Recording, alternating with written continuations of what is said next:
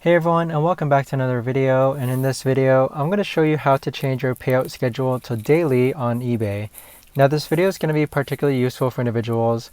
Let's say that you want to start changing your daily payout schedule to daily on eBay. How do you actually go ahead about doing so? Now this video is going to be short, sweet, and simple, guys. There's not going to be a lot of steps involved.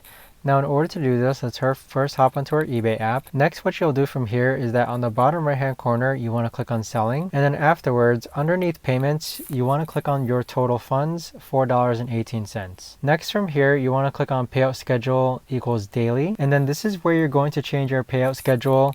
So click on payout schedule. And then from here, you can change it to monthly, bi-weekly, weekly, or daily. Keep in mind though that if you do change your payout schedule to daily, this will disable your on-demand payouts.